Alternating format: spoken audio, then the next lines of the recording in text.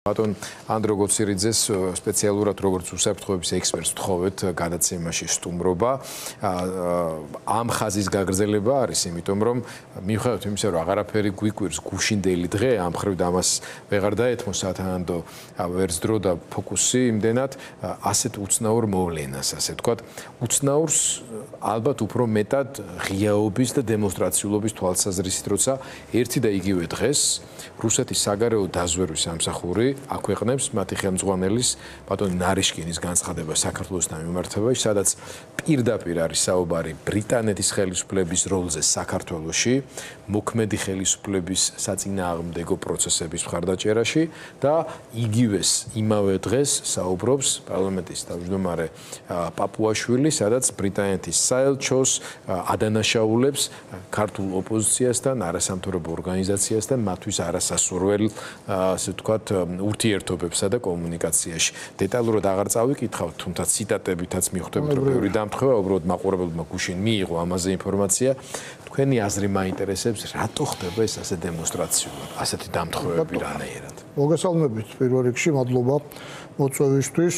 დიდი ხანია უკვე საიდუმლო აღარ არის და არც ახალი, რომ ერთი და იგივე სახელმძღვანელოდან არის ეს გამონათქვამები, ერთი და იგივე message box-იდან, ბუნებრივია არც ნარიშკინის და არც პაპუაშვილის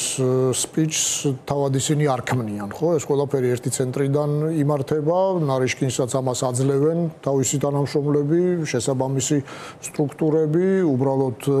სტატუსის ასაწევად, აი ამ განცხადების მნიშვნელობის მისაცემად, ხან SVR-ის უფროსი აკეთებს ამ განცხადებას, ზოგჯერ მედვედევსაც გაუკეთებია მსგავსი განცხადებები, ხან შეიძლება უბრალოდ დეპუტატმა, ანუ ლავროვის მოადგილემ და ასე შემდეგ, მაგრამ ამ შემთხვევაში SVR-ი ბოლო პერიოდში ძალიან ხშირად ინტერესდება საქართველოთი, რაც იმას ნიშნავს, რომ ეს მესიჯები მარტო საქართველოს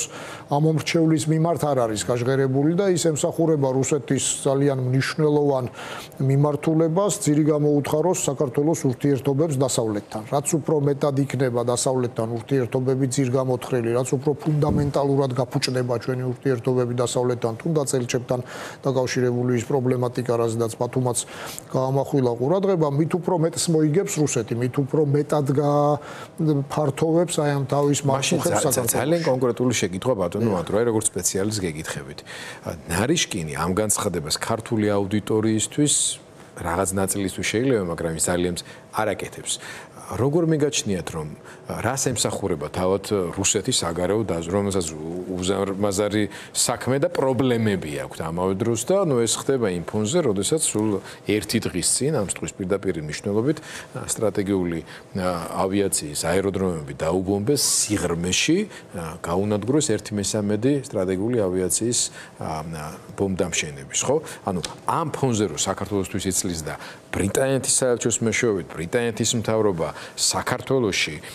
LGBTQ ჯგუფების გამოყენებით იწყებს რაღაცა გადატრიალების მოწყობას, აი ძალიან არასერიოზულად ჟღერს თითქოს. ვისთვის არის ეს მესიჯი? დასავლეთისთვის, რომ ეს ჩვენს მიერ მონიშნული ტერიტორია არის და ჩვენი დომინიონია და ნუ დაიწყებთ ახლა აქ რაღაცას, ან თუ დაიწყებთ, იცოდეთ რომ ჩვენ ის რაღაცას ვიზავთ თუ რა არის ეს? ცალკე მაინტერესებს პაპუაშვილეთო. რუსეთი გარკვეულწილად დაიმედებულია ამერიკაში მიმდინარე პროცესებით და ტრამპის იზოლაციონიზმით, მათ შორის ტრამპსა და მასკს შორის აი ამ გაურკვევლობით და ზოგადად აი ამ სტრატეგიული დაბნეულობით, მაგრამ ამასთანავე ძალიან შეშფოთებულია ბრიტანეთის როლის ზრდით. ჩანს ცალსახად, რომ დასავლეთი არაპირებს სამხრეთ კავკასიაში და კონკრეტულად ერთადერთ დემოკრატიულ სახელმწიფოში სამხრეთ კავკასიაში საქართველოში ხელების დაბანას, გასვლას, რუსეთისთვის რეგიონის გადაბარებას. ბუნებრივია, რომ აქ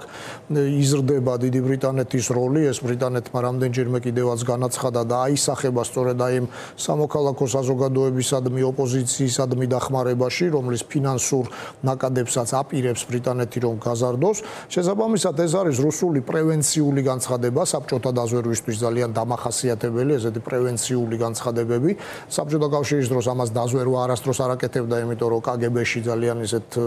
მიჩქმალულ პოზიციებზე იყო, უფრო საგარეო საქმე და სამინისტრო აკეთებდა, ეხლა ნარიშკინის პერიოდში უფრო მეტად საჯაროა ამ უწყების ეს მხარე, ხო? საქმე ის არის, რომ ის სახავს გარკვეულ ჩარჩოს შემდგომ აი ეს ჩარჩო ჩაიშლება უკვე გნებავთ საქართველოში, გნებავთ სხვა ქვეყნებში, ტროლების, ბოტების, საინფორმაციო სააგენტოების, ახლა ტროლები და ბოტები ხომ არ არის ბოლო დასაყრდენი, ხო? აქ ყავთ უამრავი ჟურნალისტი, მათ შორის დასავლურ მედიაში გადაბირებული ინფრასტრუქტურა აქვს აბსოლუტურად მოქმედი და ძალიან ეფექტურად სამწუხაროდ რა ჩარჩო დასვა პირველი დასვა ის რომ დიდი ბრიტანეთი არის მნიშვნელოვანი საფრთხე და წავა ორკესტრირებული შეტევა ჩვენ ქვეყანაშიც და სხვაგანაც ბრიტანეთის მოქმედებებზე მეორე კიდევ და კიდევ ხაზი გაუსვა იმას რომ აი ეს გადატრიალება ბრჭყალებში რომელიც მზადდება ეს არის შეფერილი სწორედ ეროვნული და ტრადიციული ღირებულებების ნიველირებით LGBT-ზე აქცენტით ის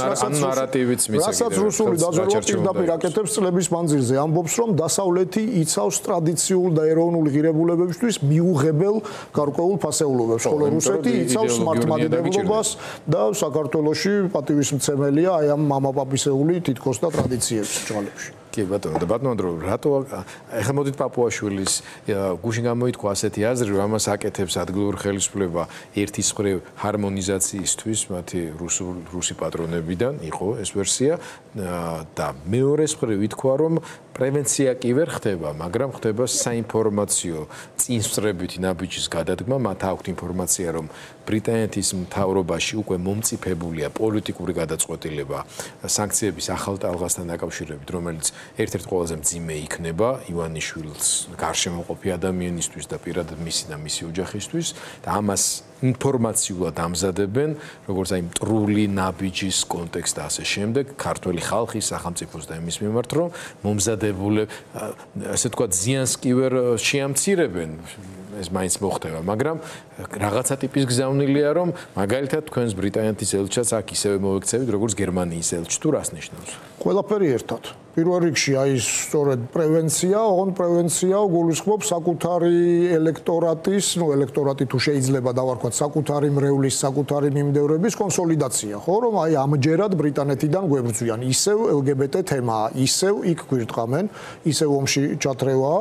მეორე და მნიშვნელოვანი ასევე გახლავთ ის, რომ როგორც მოგახსენეთ, ამ მესიჯებს ვიღაც ხომ წერს, ერთი და იგივე პერსონა წერს ნარიშკინისთვის, ერთი და იგივე პერსონა წერს საქართველოს მთავრობისთვის, მოლდოვას პირობითად ოპოზიციისთვის შეიძლება ვთქვათ კიდევ სადღაც და სადღაც უბრალოდ სტატუსიდან გამომდინარე ეს განცხადება შეიძლება ოდნავ განსხვავდებოდეს wording-ით ვთქვათ ან თუნდაც აი თანამდებობისთვის შესაფერისი გარკვეული ნიუანსების ამ შემთხვევაში ხედავთ რომ აბსოლუტურად არ განსხვავდება მე მგონი სავსებით იდენტურია იმიტომ რომ ეს რუსული დაზვერვაც ესე რაღაც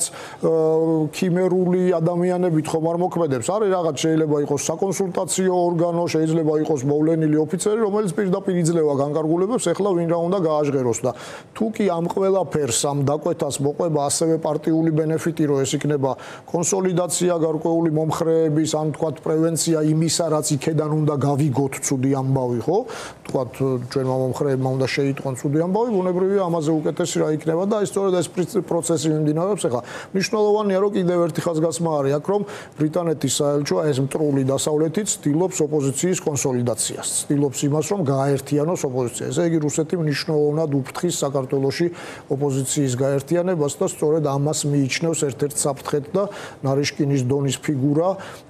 აი ამას აცხადებს რომ LGBT ქოლგის ქვეშ ანუ მარგინალიზაცია და ოპოზიციის გაერთიანება რაც მნიშვნელოვანი პრობლემა იქნებოდა რუსეთისთვის ძალიან მნიშვნელოვანი რამ თქვით ბოლოს ბატონო რომ ეს შემჩნევა ანუ ნარიშკინის სინამდვილეში საქართველოში პოლიტიკურ პარტიებს ლიდერებს მათ აქტიურ მხარდაჭერებს პირდაპირ გზავნილს აძლევს რა არ უნდათ მათ და რაც რუს და საგარო დაზვერვას არ უნდა იმის საპირისპიროდ უნდა მოქმედებდა წესით შენ რა მხრივაც აშკარად ძალიან სერიოზული პრობლემები აქვს გადაცემის დიდი ნაწილი ზუსტად ამის განხილვას ეთმობოდა ძალიან დიდი მადლობა ბატონო ანდროს